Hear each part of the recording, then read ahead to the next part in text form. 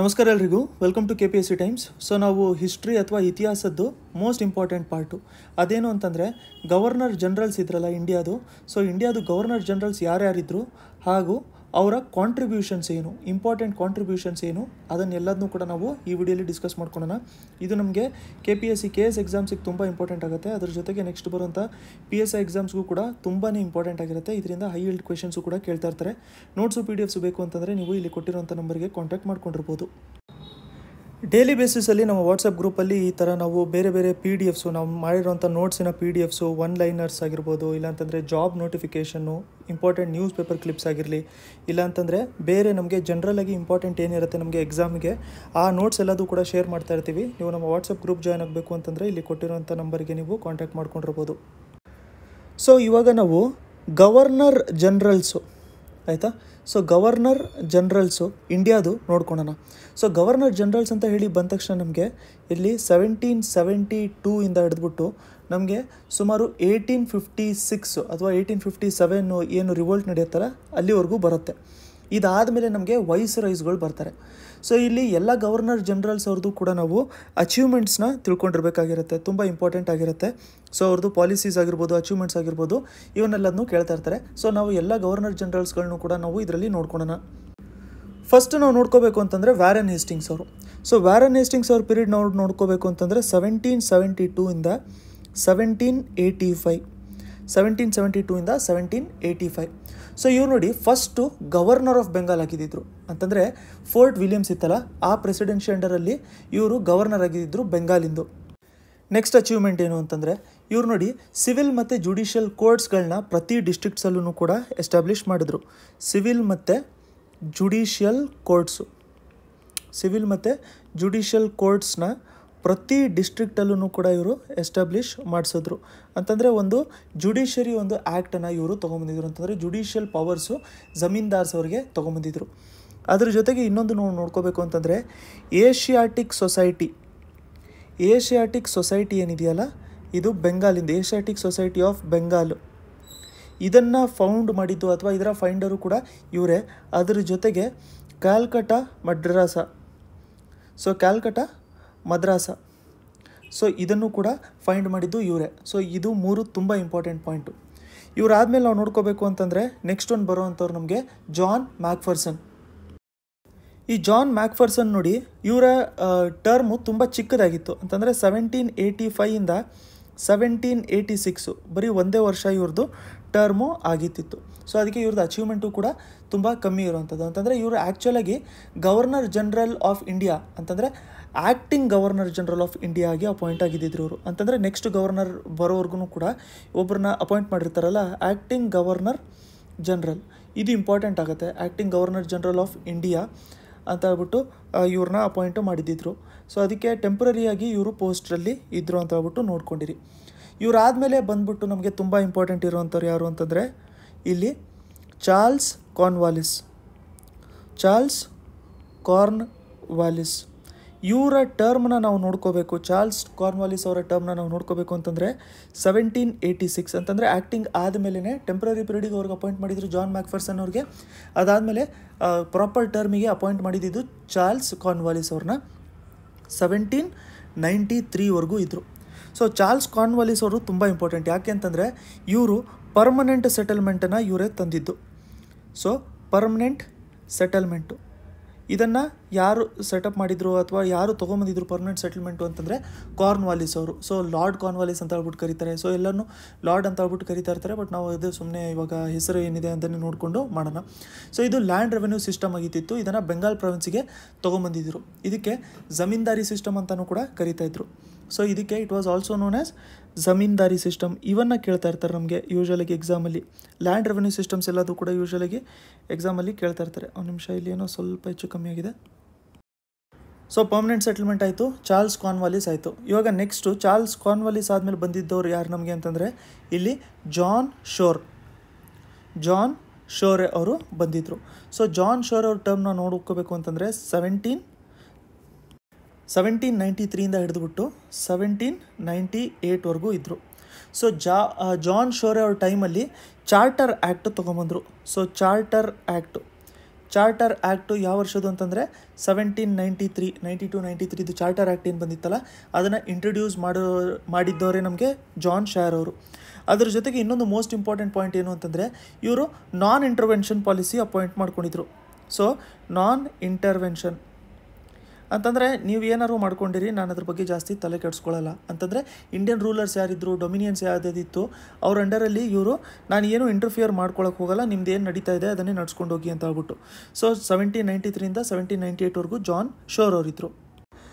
Next ಬಂದಿದ್ದು ನಮಗೆ Richard Wellesley ನೋಡಿ 1798 1805 ಅಂತಂದರೆ 1700s 1800s ಇಂಟ್ರೊಡ್ಯೂಸ್ ಆಗ್ತಾ ಇತ್ತಲ್ಲ ಆ ಟೈಮಲ್ಲಿ ಬಂದಿದ್ದು ಯಾರು ಅಂತಂದರೆ ನಮಗೆ Richard Wellesley. So Richard Wellesley ಅವರು ನಮಗೆ ತೊಗೊಂಬಂದಿದ್ದು ಪಾಲಿಸಿ ಸಬ್ಸಿಡಿಯರಿ ಅಲಯನ್ಸು ಇಂಟ್ರೊಡ್ಯೂಸ್ ಮಾಡ್ಕೊಂಡಿದ್ದು ನಮಗೆ ಲಾರ್ಡ್ ವೆಲೆಸ್ಲಿ ಅಥವಾ ರಿಚರ್ಡ್ ವೆಲೆಸ್ಲಿ ಅಂತ ಹೇಳ್ಬಿಟ್ಟು. ಸೊ ಇಂಡಿಯನ್ ರೂಲರ್ಸ್ ಅಗೇನ್ಸ್ಟು ಇವರು ಇದನ್ನು ತೊಗೊಂಬಂದಿದ್ರು, ಒಂದು ಅಲಯನ್ಸು ಸಬ್ಸಿಡರಿ ಅಲಯನ್ಸ್ ಅಂತ. ಇವರು ಇದರ ಜೊತೆಗೆ ಇನ್ನೊಂದು ಏನು ಮಾಡ್ಕೊಂಡಿದ್ರು ಅಂತಂದರೆ ಫೋರ್ಟ್ ವಿಲಿಯಂ ಕಾಲೇಜ್ ಇದೆಯಲ್ಲ, ಫೋರ್ಟ್ ವಿಲಿಯಂ ಕಾಲೇಜು ಎಲ್ಲಿರುವಂಥದ್ದು? ಫೋರ್ಟ್ ವಿಲಿಯಂ ಕಾಲೇಜ್ ಇರುವಂಥದ್ದು ನಮಗೆ ಕ್ಯಾಲ್ಕಟಾ ಅಲ್ಲಿ. ಸೊ ಇದನ್ನು ಸೆಟಪ್ ಮಾಡ್ಕೊಂಡಿದ್ದು ನಮಗೆ ರಿಚರ್ಡ್ ವೆಲೆಸ್ಲಿ ಅವರು. ಸೊ ಇದನ್ನು ಕ್ಯಾಲ್ಕಟಾದಲ್ಲಿ ಎಸ್ಟಾಬ್ಲಿಷ್ ಮಾಡ್ಕೊಂಡಿದ್ದು ಪರ್ಪಸ್ ಏನು ಅಂತಂದರೆ ಇದರಲ್ಲಿ ಸಿವಿಲ್ ಸರ್ವೆಂಟ್ಸ್ನ ಟ್ರೈನ್ ಮಾಡ್ಕೊಳ್ಳೋದಕ್ಕೆ. ಸೊ ಸಿವಿಲ್ ಸರ್ವಿಸಸ್ ಇದೆಯಲ್ಲ ನಮಗೆ, ಸೊ ಸಿವಿಲ್ ಸರ್ವೆಂಟ್ಸ್ ಟ್ರೈನಿಂಗ್ ನಡೆಯೋದಕ್ಕೋಸ್ಕರ ಇಲ್ಲಿ ಫೋರ್ಟ್ ವಿಲಿಯಂ ಕಾಲೇಜ್ನ ಸೆಟಪ್ ಮಾಡ್ಕೊಂಡಿದ್ರು ಕ್ಯಾಲ್ಕಟಾದಲ್ಲಿ. ಇವಾಗ ನಿಮಗೊಂದು ಕ್ವೆಶನ್ ಇದೆ, ಇವಾಗ ನಮಗೆ IAS ಟ್ರೈನಿಂಗ್ ನಡೆಯುತ್ತಲ್ಲ ಅದು ಎಲ್ಲಿ ನಡೆಯುತ್ತೆ? ನಿಮಗೇನಾದರೂ ಗೊತ್ತಿದ್ದರೆ ಕಮೆಂಟ್ ಸೆಕ್ಷನಲ್ಲಿ ಆನ್ಸರ್ನ ಕಮೆಂಟ್ ಮಾಡ್ಕೊಂಡಿರಿ. ಇವಾಗ ನೆಕ್ಸ್ಟು ಕಂಟಿನ್ಯೂ ಮಾಡ್ಕೊಳ್ಳೋಣ. ಸೊ ಇದಾದಮೇಲೆ ನಮಗೆ ಏನಾಯಿತು ಅಂತಂದರೆ ಇಲ್ಲಿ ವೆಲೆಸ್ಲಿ ಅವರ ಟರ್ಮ್ ಆದಮೇಲೆ ನಮಗೆ ನೆಕ್ಸ್ಟು ಬಂದಿದ್ದು ಯಾರು ಅಂತ ನಾವು ನೋಡ್ಕೋಬೇಕು ಅಂತಂದರೆ ವೆಲೆಸ್ಲಿ ಆದಮೇಲೆ ಬಂದಿದ್ದು ನಮಗೆ ಬಾರ್ಲೋವ್ ಅಂತ. ಸೊ ಬಾರ್ಲೋವ್ ಅಂತ GORGE ಜಾರ್ಜ್ ಬಾರ್ಲೋವ್ ಇವರು ಬಂದಿದ್ದರು ನಮಗೆ. ಸೊ ಇವ್ರದ್ದು ಟೆಂಪ್ರರಿ ಟರ್ಮ್ ಆಗಿತ್ತು ಅಂತಂದರೆ 2 ವರ್ಷ ಇದ್ದರು. 1805 1807 2 ವರ್ಷದವರೆಗೂ ಇವರಿದ್ದರು. ಇವ್ರೇನು ಮಾಡಿದರು ಅಂತಂದರೆ ಈ ಟೈಮಲ್ಲಿ ಮೋಸ್ಟ್ ಇಂಪಾರ್ಟೆಂಟು, ಇದು ತುಂಬ ದಿನ ಆಗಿದೆ ಕೇಳ್ಬಿಟ್ಟು, ಸೊ ಅದಕ್ಕೆ ಇವಾಗ ಕೇಳೋವಂಥ ಚಾನ್ಸ್ ತುಂಬ ಜಾಸ್ತಿ ಇರುತ್ತೆ ಇದು. ಸೊ ಇವ್ರೇನು ಮಾಡಿದರು ಅಂತಂದರೆ ಬ್ಯಾಂಕ್ ಆಫ್ ಕಲ್ಕಟ್ಟಾನ ಎಸ್ಟಾಬ್ಲಿಷ್ ಮಾಡಿದ್ರು. So bank Barlow B. So bank of ಕಲ್ಕಟ್ಟಾನ ಎಸ್ಟಾಬ್ಲಿಷ್ ಮಾಡ್ಕೊಂಡಿದ್ರು. ಇದನ್ನು ನೆಕ್ಸ್ಟ್ ಏನಾಯಿತು, ಬ್ಯಾಂಕ್ ಆಫ್ ಕಲ್ಕಟ್ಟ ಇರೋವಂಥದ್ದು ಏನಾಯಿತು ಅಂತಂದರೆ ಲೇಟರು ಇದು ಬಂದ್ಬಿಟ್ಟು ನಮಗೆ ಇಂಪೀರಿಯಲ್ ಬ್ಯಾಂಕ್ ಆಫ್ ಇಂಡಿಯಾ ಆಗಿತ್ತು. ಸೊ ಇದು ಬ್ಯಾಂಕ್ ಆಫ್ ಕಲ್ಕಟ್ಟಾನೇ ನಮಗೆ next imperial bank of India ಆಗಿತ್ತು. ಇವಾಗ ಇದನ್ನು ಏನಂತ ಕರಿತೀವಿ ಅಂತಂದರೆ ಸ್ಟೇಟ್ ಬ್ಯಾಂಕ್ ಆಫ್ ಇಂಡಿಯಾ ಅಂತ ಕರಿತೀವಿ. ಸೊ ಸ್ಟೇಟ್ ಬ್ಯಾಂಕ್ ಆಫ್ ಇಂಡಿಯಾಗೆ ಬ್ಯಾಂಕ್ ಆಫ್ ಕಲ್ಕಟ್ಟ ಅಂತ ಎಸ್ಟಾಬ್ಲಿಷ್ ಮಾಡ್ಕೊಂಡಿದ್ರು. ಅದಾದಮೇಲೆ ಇಂಪೀರಿಯಲ್ ಬ್ಯಾಂಕ್ ಆಫ್ ಇಂಡಿಯಾ ಅಂತ ಆಯಿತು. ಸದ್ಯಕ್ಕೆ ಅದು ಸ್ಟೇಟ್ ಬ್ಯಾಂಕ್ ಆಫ್ ಇಂಡಿಯಾ ಅಂತ ಇದೆ.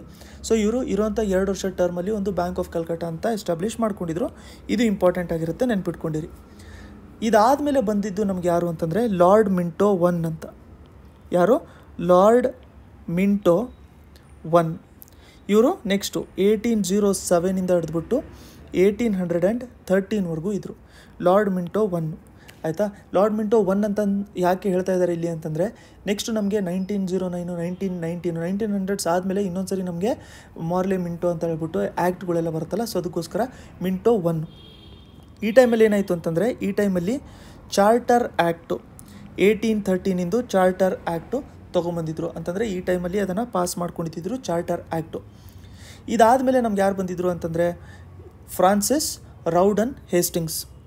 ಸೊ ಇದನ್ನು ಲಾರ್ಡ್ ಹೇಸ್ಟಿಂಗ್ಸ್ ಅಂತ ಕರೀತಾರಲ್ಲ, so Francis Rawdon Hastings, Lord Hastings ಅಂತ ನಮಗೆ ಗೊತ್ತಿರುತ್ತೆ. ಸೊ ಕೆಲವೊಂದು ಸರಿ ಹೆಸರು ಫುಲ್ ಕೇಳಿದ್ರೆ ಕನ್ಫ್ಯೂಸ್ ಆಗಬಾರ್ದು, ಅದಕ್ಕೋಸ್ಕರ 1812 ಹಿಡಿದ್ಬಿಟ್ಟು 1823.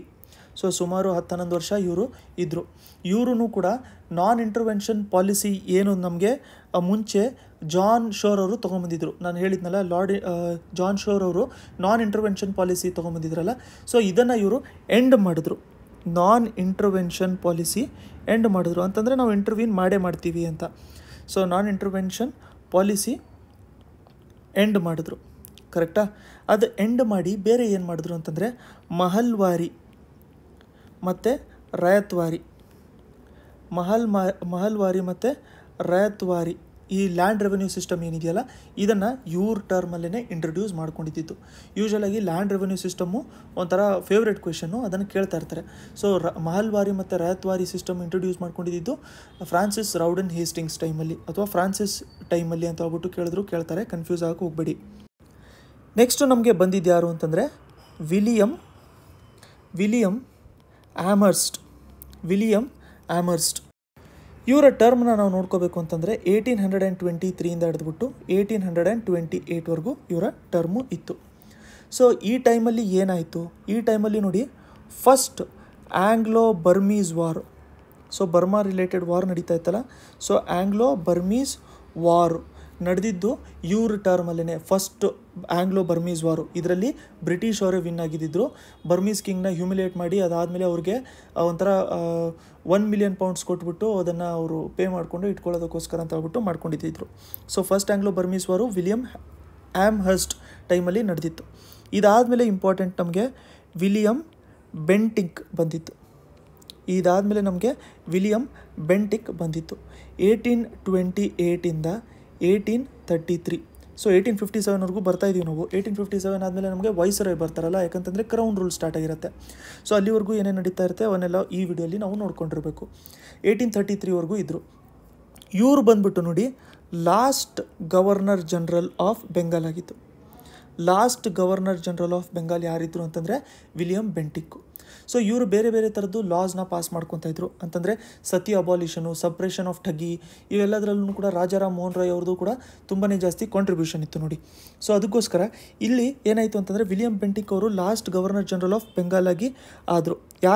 ಯಾಕೆ ಅಂತಂದರೆ 1833ಇಂದ ನೆಕ್ಸ್ಟು ವಿಲಿಯಮ್ ಬೆಂಟಿಕ್ ಅವರೇ ಇದ್ದರು, ಬಟ್ ಅದಾಗ ಹೆಸರು ಚೇಂಜ್ ಆಗಿತ್ತು. ವಿಲಿಯಮ್ ಬೆಂಟಿಕ್ ಅವರೇ ಇದ್ದರು 1833ಇಂದ 1835ವರೆಗೂ.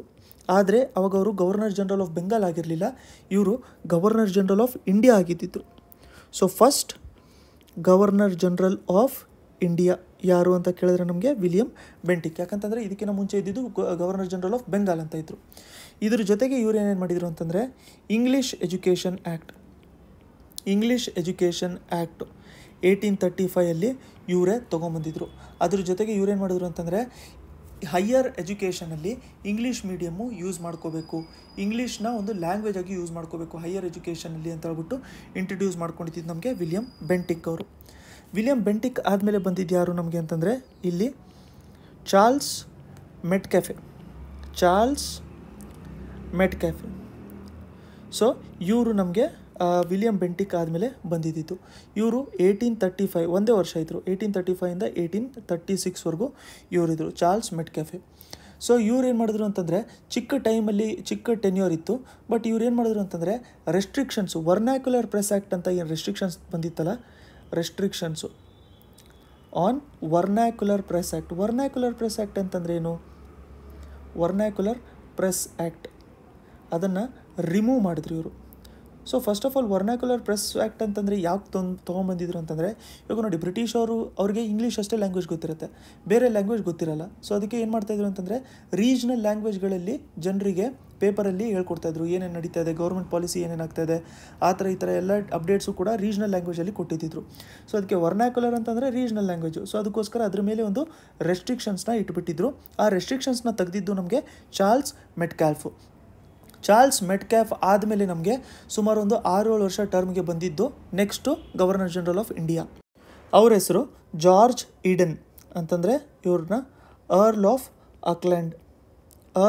ಅಕ್ಲ್ಯಾಂಡ್ ಯಾರು ಅಂತ ಕೇಳಿದ್ರೆ ನಮಗೆ ಜಾರ್ಜ್ ಈಡನ್ನು. ಸೊ ಇವರ ಟೈಮ್ ನಾವು ನೋಡ್ಕೋಬೇಕು ಅಂತಂದರೆ 1836ಇಂದ 1842ವರೆಗೂ ಇವರೇ ರೂಲ್ ಮಾಡ್ತಾಯಿದ್ರು. ಸೊ ಇವ್ರ ಟೈಮಲ್ಲಿ ಏನಾಯಿತು ಅಂತಂದರೆ ಆಂಗ್ಲೋ ಅಫ್ಘಾನ್ ವಾರ್ ನಡೀತು, ಆಯಿತಾ. ಫಸ್ಟು ಆಂಗ್ಲೋ ಬರ್ಮೀಸ್ ವಾರ್ ನೋಡ್ಕೊಂಡಿದ್ದೀವಿ, ಈಗ ಆಂಗ್ಲೋ ಅಫ್ಘಾನ್ ವಾರ್ ನಡೆದಿದ್ದು ಯಾರ ಟೈಮಲ್ಲಿ ಅಂತಂದರೆ ಜಾರ್ಜ್ ಈಡನ್ ಟೈಮಲ್ಲಿ. ಸೊ ಇದೊಂದು ಬ್ರಿಟಿಷ್ ಮಿಲಿಟ್ರಿಯಲ್ಲಿನೇ ಒಂದು ದೊಡ್ಡ ಡಿಸಾಸ್ಟರ್ ಅಂತ ಹೇಳ್ಬಿಟ್ಟು ನಾವು ತಿಳ್ಕೊಂಡಿರ್ಬೋದು. ಅದ್ರ ಜೊತೆಗೆ ಇನ್ನೊಂದೇನು ಮಾಡಿದ್ರು ಅಂತಂದರೆ ಇವರು ಬ್ಯಾಂಕ್ ಆಫ್ ಬಾಂಬೆ ಸ್ಟಾರ್ಟ್ ಮಾಡಿದ್ರು. ಬ್ಯಾಂಕ್ ಆಫ್ ಬಾಂಬೆ ಸ್ಟಾರ್ಟ್ ಮಾಡಿದ್ರು. ಈಗ ಸದ್ಯಕ್ಕೆ ನೀವು ವಿಡಿಯೋನ ಪಾಸ್ ಮಾಡಿಬಿಟ್ಟು ಬ್ಯಾಂಕ್ ಆಫ್ ಕಲ್ಕತ್ತಾ ಅಂತ ನಾವು ಡಿಸ್ಕಸ್ ಮಾಡ್ಕೊಂಡಿದ್ದೀವಿ. ಇವಾಗ ವಿಡಿಯೋ ವಾಪಸ್ ಹೋಗ್ಲಿಲ್ದಂಗೆ ನಿಮ್ಗೆ ಏನಾದರೂ ನೆನಪಿದ್ರೆ ಕಮೆಂಟ್ ಸೆಕ್ಷನಲ್ಲಿ ಹಂಗೆ ಕಮೆಂಟ್ ಮಾಡ್ಕೊಂಡಿರಿ, ನಿಮಗೆ ರಿವೈಸು ಕೂಡ ಆಗ್ತಾ ಇರುತ್ತೆ. ಇಲ್ಲಾಂತಂದರೆ ವಾಪಸ್ ಹೋಗ್ಬಿಟ್ಟು ನೋಡ್ಕೊಂಡಿರಿ ಯಾರಿದ್ರು ಅಂತ ಹೇಳ್ಬಿಟ್ಟು. Bank of Calcutta. So bank of Bombay establish ಮಾಡ್ಕೊಂಡಿದ್ದು ನಮಗೆ ಜಾರ್ಜ್ ಈಡನ್ ಅವರ ಟೈಮಲ್ಲಿ. ಜಾರ್ಜ್ ಈಡನ್ ಅವ್ರು ಆದಮೇಲೆ ಯಾರು ಬಂದಿದ್ದು ಅಂತಂದರೆ ನಮಗೆ ಎಡ್ವರ್ಡ್ ಲಾ. ಇವ್ರು ಬಂದ್ಬಿಟ್ಟು ನಮಗೆ ಅರ್ಲ್ ಆಫ್ ಈಲನ್ಬರೋ. ಸೊ ಇವರಿದ್ರು. ಸೊ ಇವರ ಟರ್ಮ್ ನಾವು ನೋಡ್ಕೋಬೇಕು ಅಂತಂದರೆ 2 ವರ್ಷ, 1842 ಇಂದ 1844. 1842 ಇಂದ 1844ವರೆಗೂ ಇವರಿದ್ರು. ಇವ್ರ ಟೈಮಲ್ಲಿ ಏನು ಮಾಡಿದ್ರು ಅಂತಂದರೆ ಬ್ಯಾಂಕ್ ಆಫ್ ಮಡ್ರಾಸ್ ಎಸ್ಟಾಬ್ಲಿಷ್ ಮಾಡಿದ್ರು. ಬ್ಯಾಂಕ್ ಆಫ್ ಮಡ್ರಾಸ್ನ ಇವ್ರ ಟೈಮಲ್ಲಿ ಎಸ್ಟಾಬ್ಲಿಷ್ ಮಾಡಿದ್ರು. ಸೊ ಇದೇನಾಯಿತು ಅಂತಂದರೆ ಇಂಪೀರಿಯಲ್ ಬ್ಯಾಂಕ್ ಆಫ್ ಇಂಡಿಯಾ ಅಂತ ಆಗಿತ್ತು ನೋಡಿ. ನಾವು ಬ್ಯಾಂಕ್ ಆಫ್ ಕಲ್ಕತ್ತಾ ಡಿಸ್ಕಸ್ ಮಾಡ್ಕೊಂಡಿದ್ವಿ, ಅದಾದಮೇಲೆ ಅದು ಇಂಪೀರಿಯಲ್ ಬ್ಯಾಂಕ್ ಆಫ್ ಇಂಡಿಯಾ ಆಗಿತ್ತು. ಇಂಪೀರಿಯಲ್ ಬ್ಯಾಂಕ್ ಆಫ್ ಇಂಡಿಯಾ ಆದಮೇಲೆ ಈಗ ಸದ್ಯಕ್ಕೆ ಸ್ಟೇಟ್ ಬ್ಯಾಂಕ್ ಆಫ್ ಇಂಡಿಯಾ ಅಂತ ಇರುವಂಥದ್ದು. ಸೊ ಇದನ್ನು ಬ್ಯಾಂಕ್ ಆಫ್ ಮಡ್ರಾಸ್ನ ಏನು ಮಾಡಿದ್ರು ಅಂತಂದರೆ ಲೇಟರು ಇದನ್ನು ಮರ್ಜ್ ಮಾಡಿದ್ರು. ಯಾವುದರಲ್ಲಿ ಮರ್ಜ್ ಮಾಡಿದ್ರು ಇದನ್ನು? ಎಲ್ಲಿ? ಇಂಪೀರಿಯಲ್ ಬ್ಯಾಂಕ್ ಆಫ್ ಇಂಡಿಯಾಲಿ ಮರ್ಜ್ ಮಾಡಿದ್ರು. ಸೊ ಇದು ಆಗಿದ್ದು ಎಡ್ವರ್ಡ್ ಲಾ ಅಲ್ಲಿ. ಸೊ ಜಾರ್ಜ್ ಈಡನ್ನು ಟೈಮಲ್ಲಿ ಬ್ಯಾಂಕ್ ಆಫ್ ಬಾಂಬೆ, ಎಡ್ವರ್ಡ್ ಲಾ ಟೈಮಲ್ಲಿ ಬ್ಯಾಂಕ್ ಆಫ್ ಮಡ್ರಾಸು. ನೆಕ್ಸ್ಟು ನಾವು ನೋಡ್ಕೊಳ್ಳೋಣ ಹೆನ್ರಿ ಹಾರ್ಡಿಂಜ್. ನೆಕ್ಸ್ಟು ಬಂದಿದ್ದು ನಮಗೆ ಯಾರು ಅಂತಂದರೆ ಹೆನ್ರಿ ಹಾರ್ಡಿಂಜ್. ಇವರ ಟೈಮ್ನ ನಾವು ನೋಡ್ಕೋಬೇಕು ಅಂತಂದರೆ ಹಾರ್ಡಿಂಗೆ ಅಂತಲೂ ಕೂಡ ಕರೀತಾರೆ, ಹಾರ್ಡಿಂಗ್ ಅಂತ ಏನೋ ಕರೀತಾರೆ. ಸೊ ನಿಮ್ಗೆ ಯಾವ ಥರ ಕನ್ವೀನಿಯೆಂಟ್ ಆಗುತ್ತೆ ಆ ಥರ ನೋಡ್ಕೊಂಡಿರಿ. 1844 ಇಂದ 1848ವರೆಗೂ ಅಂತ ಆಲ್ಮೋಸ್ಟು 4 ವರ್ಷ ಟರ್ಮು ಇವ್ರದಿತ್ತು. ಈ ಟೈಮು ತುಂಬ ಇಂಪಾರ್ಟೆಂಟ್. ಯಾಕಂತಂದರೆ ಈ ಟೈಮಲ್ಲಿ ಫಸ್ಟ್ ಆಂಗ್ಲೋ ಸಿಖ್ ವಾರ್ ನಡೀತು. ಈ ವಾರ್ಗಳು ಸ್ಟಾರ್ಟ್ ಆಗಿರುವಂಥದ್ದು ಯಾರ ಟರ್ಮಲ್ಲಿ ಅಂತ ಹೇಳೋದು ತುಂಬ ಇಂಪಾರ್ಟೆಂಟ್ ಆಗಿರುತ್ತೆ.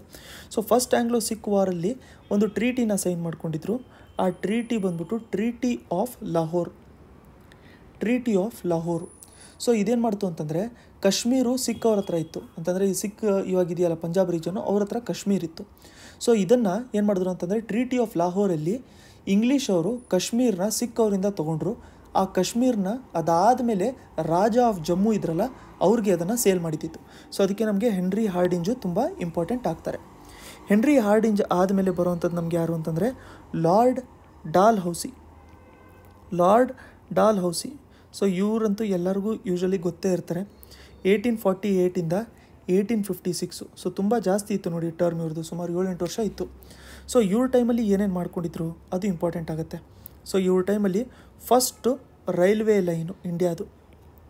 So railway line of India establish ಮಾಡ್ಕೊಂಡಿದ್ದು. ಇದು ಯಾವುದ್ರ ಮಧ್ಯದಲ್ಲಿ ಇತ್ತು ಅಂತಂದರೆ first railway line of India Thane ಮತ್ತು ಬಾಂಬೆ ಮಧ್ಯದಲ್ಲಿ ಇತ್ತು. ಇದನ್ನು ಇವರೇ ಇನಾಗ್ರೇಟ್ ಮಾಡ್ಕೊಂಡಿದ್ರು 1853 ಇನಾಗ್ರೇಷನ್ಗೆ ಇವರೇ ಬಂದಿದ್ದರು.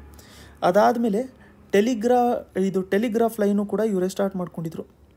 ಸೊ ಟೆಲಿಗ್ರಾಫ್ ಲೈನು ಕೂಡ ಇವರೇ ಸ್ಟಾರ್ಟ್ ಮಾಡ್ಕೊಂಡಿದ್ರು. ಇದ್ರ ಜೊತೆಗೆ ಇವ್ರದ್ದು ಮೋಸ್ಟ್ ಇಂಪಾರ್ಟೆಂಟ್ ಪಾಲಿಸಿ ಏನು ಅಂತಂದರೆ ಡಾಕ್ಟ್ರಿನ್ ಆಫ್ ಲ್ಯಾಬ್ಸು ಇವ್ರದ್ದು one of the most important policy. ಯಾಕೆ ಅಂತಂದರೆ ಇಂಡಿಯನ್ ಪ್ರಾವಿನ್ಸಸ್ನ ಅನೆಕ್ಸ್ ಮಾಡ್ಕೊಳ್ಳೋದಕ್ಕೆ. ಇದ್ರ ಜೊತೆಗೆ ನೆಕ್ಸ್ಟ್ ಇಂಪಾರ್ಟೆಂಟ್ ಪಾಯಿಂಟ್ ಏನು ಅಂತಂದರೆ ವುಡ್ಸ್ ಡಿಸ್ಪ್ಯಾಚು ಇದು ಕೂಡ ಇವರ ಟರ್ಮಲ್ಲೇ ಪಾಸ್ ಆಗಿರುವಂಥದ್ದು. 1856ವರೆಗೂ ಇಲ್ಲಿವರೆಗೂ ನಾವು ನೋಡ್ಕೊಂಡಿದ್ದೀವಿ. ಇದರ ನೋಟ್ಸು PDF ಬೇಕಾಗಿದ್ದರೆ ಈ ನಂಬರಿಗೆ ನೀವು ವಾಟ್ಸಪ್ ಮಾಡ್ಕೊಂಡಿರಿ, ನಿಮಗೆ ಡೀಟೇಲ್ಸ್ ಸಿಗುತ್ತೆ. ಬೇರೆ ನೋಟ್ಸು ಕೂಡ ನಿಮಗೆ ಸಿಗ್ತಾ ಇರುತ್ತೆ. ಅದ್ರ ಜೊತೆಗೆ ನಿಮಗೆ ನೆಕ್ಸ್ಟು ಪಾರ್ಟಲ್ಲಿ ನಾವು ಇದು ವೈಸ್ರಾಯ್ಸ್ಗಳಿದ್ರಲ್ಲ 1857 ಆ್ಯಕ್ಟ್ ಆದಮೇಲೆ ಏನಾಯಿತು ಅಂತಂದರೆ ನಮಗೆ ಸಿಪಾಯಿ ಮ್ಯೂಟಿನಿ ಆಗಿತ್ತಲ್ಲ, first war of Indian independence ಅಂತ ಕರೀತಾರೆ. ಅದಾದಮೇಲೆ ಕ್ರೌನ್ ರೂಲ್ ಬಂತು. ಕ್ರೌನ್ ರೂಲ್ ಅಂಡರಲ್ಲಿ ನಮಗೆ ವೈಸ್ರಾಯ್ಸ್ ಬರೋಕ್ಕೆ ಸ್ಟಾರ್ಟ್ ಆದರು. ಆ ವೈಸ್ರಾಯ್ಸು ಮತ್ತು ಅವರ ಅಚೀವ್ಮೆಂಟ್ಸ್ನ ನಾವು ನೆಕ್ಸ್ಟ್ ಪಾರ್ಟಲ್ಲಿ ಡಿಸ್ಕಸ್ ಮಾಡ್ಕೊಂಡಿರೋಣ. ವಿಡಿಯೋ ಇಷ್ಟ ಆಗಿದ್ದರೆ ಲೈಕ್ ಮಾಡೋದನ್ನ ಮರೆಯೋಕ್ಕೆ ಹೋಗಬೇಡಿ.